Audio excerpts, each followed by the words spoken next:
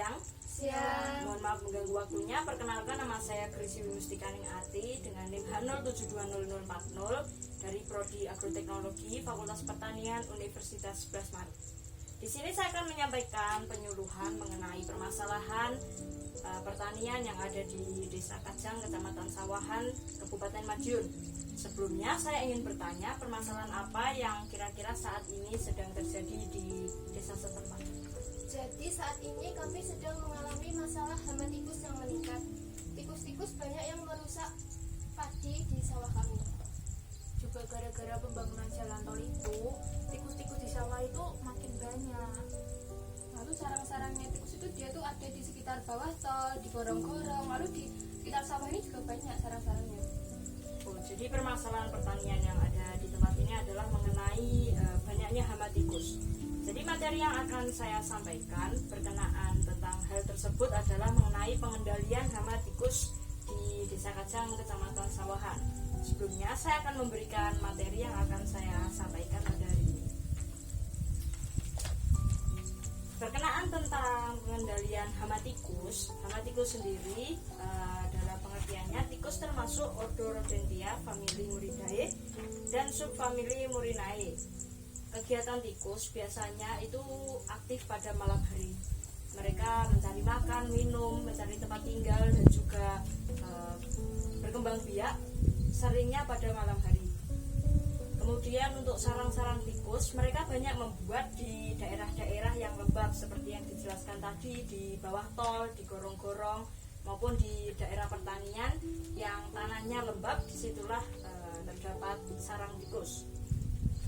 Langsung saja saya akan memberikan penjelasan mengenai solusi atau cara mengatasi permasalahan hama tikus atau pengendalian hama tikus. Yang pertama adalah pembersihan lahan atau sanitasi lingkungan. Jadi pembersihan lahan-lahan sekitar jalan tol maupun sekitar sawah, rumput-rumput, gulma-gulma, semuanya dibersihkan agar tidak ada sampah-sampah yang menumpuk dan mengakibatkan daerah yang lembab sehingga dibuat untuk sarang tikus. Selanjutnya, cara selanjutnya dapat juga dengan pencegahan menggunakan linear trap barrier system. Jadi sistem ini berupa bentangan pagar setinggi 60 cm terbuat dari plastik atau terpal yang ditegakkan dengan bambu setiap jarak 1 meter, dilengkapi dengan perangkap yang terdapat pintu masuk atau akses tikus berselang-seling. Biasanya LTBS ini dipasang di daerah perbatasan habitat tikus dan juga dengan sawah. Jadi di pinggir-pinggir sawah dan di pinggir-pinggir gorong-gorong seperti itu kita memasangnya.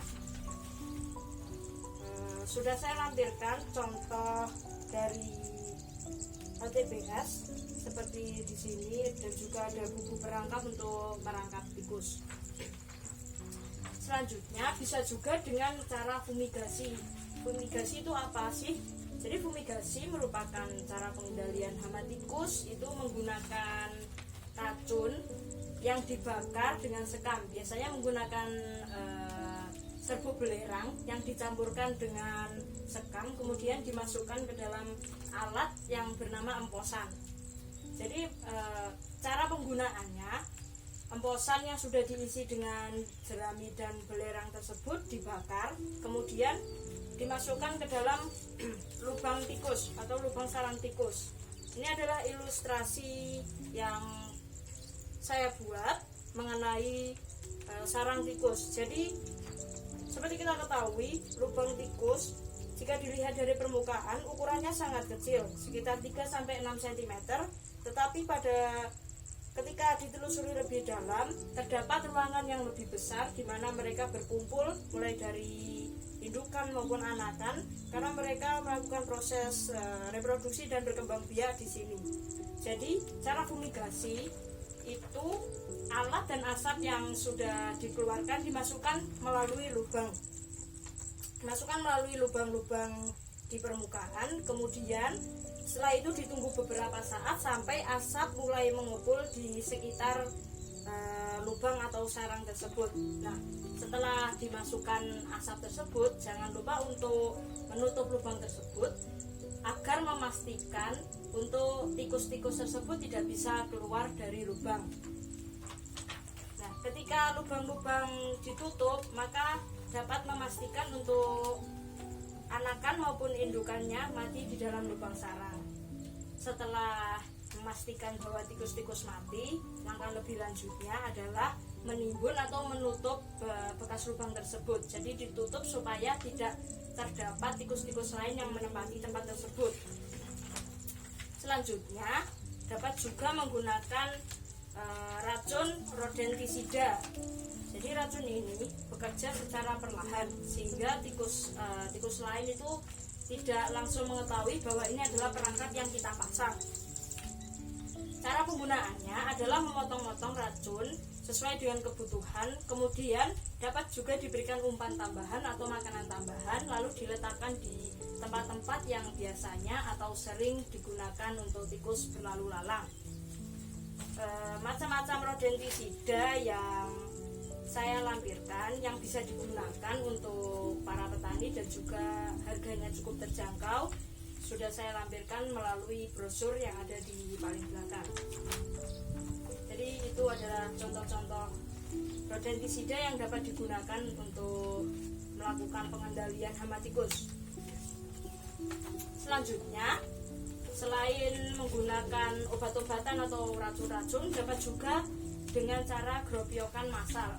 Gropiokan itu adalah melakukan pemburuan langsung atau membunuh tikus secara langsung, secara fisik, dengan melakukan pembongkaran lubang-lubang aktif. Jadi lubang-lubang tempat sarang mereka itu dibongkar, kemudian ketika tikusnya keluar, tikus diburu atau bisa dengan cara dipukuli sampai mati atau bisa dengan cara dijaring.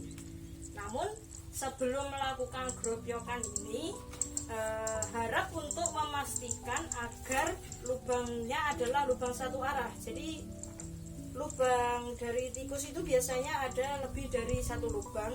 Seperti di sini ada 3 lubang. Ketika melakukan gropiokan, diharapkan lubang-lubang yang lain, 2 lubang lain ini ditutup terlebih dahulu agar akses keluar masuk tikus itu satu arah.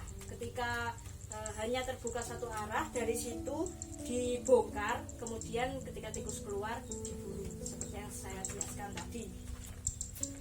Selain dari gropiokan, bisa juga dengan menggunakan predator alami agar tidak merusak tanaman atau struktur tanah yang ada. Bisa menggunakan burung hantu karena saat ini ular sudah mulai jarang ditemukan di sawah-sawah dan juga lebih aman menggunakan burung hantu. Jadi dalam penggunaan burung hantu ini bisa dengan membuat kandang-kandang di sekitar sawah, di tengah-tengah sawah atau di pinggir-pinggir sawah untuk tempat tinggal dari burung hantu tersebut agar burung hantu tidak lepas dan bisa kembali ke rumah atau sarang yang kita buat. Penggunaan burung hantu terbukti aman bagi lingkungan karena mengurangi penggunaan racun tikus atau bahan-bahan kimia lainnya. Jadi penggunaan burung hantu ini bisa membunuh tikus dalam waktu jangka yang panjang karena setiap hari dia akan melakukan perburuan. Nah, mungkin ini yang bisa saya sampaikan mengenai solusi dari permasalahan pengendalian hama tikus. Apakah ada pertanyaan atau sesuatu yang ingin disampaikan atau ditanyakan? Saya izin bertanya, kira-kira dari solusi ini yang bisa kita lakukan sebagai petani itu yang mana ya caranya yang pastinya mudah dan juga murah buat kami? Untuk petani daerah sini yang mudah dan murah itu bisa dengan cara yang mengurangi penggunaan atau materi yang dengan harga yang mahal. Itu bisa dengan cara gropiokan massal. Jadi alat-alat yang digunakan juga sederhana seperti alat pemukul, pacul, dan arit atau lain sebagainya, dan juga tidak membutuhkan alat-alat atau bahan-bahan kimia yang harus dibeli.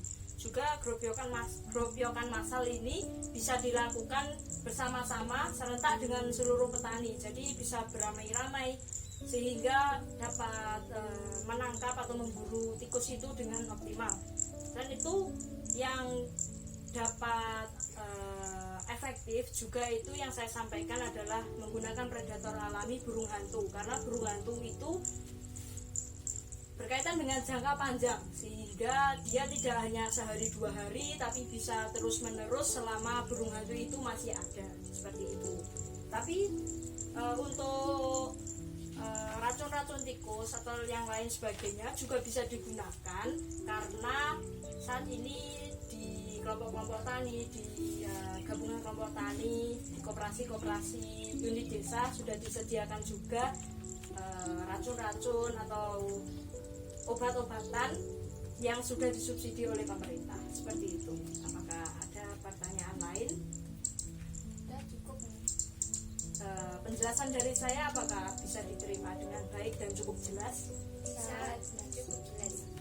Terima kasih atas perhatiannya, atas kesediaannya untuk mendengarkan dan menerima penyuluhan dari saya mengenai pengendalian hama tikus di Desa Kajang, Kecamatan Sawahan, Kabupaten Madiun. Jadi ada berbagai macam cara yang bisa dilakukan, baik cara menggunakan obat-obatan, racun maupun cara tradisional yang menggunakan alat-alat seadanya. Demikian penyuluhan dari saya. Apabila ada kesalahan kata maupun perbuatan, saya mohon maaf. Terima kasih. Selamat siang. Siang.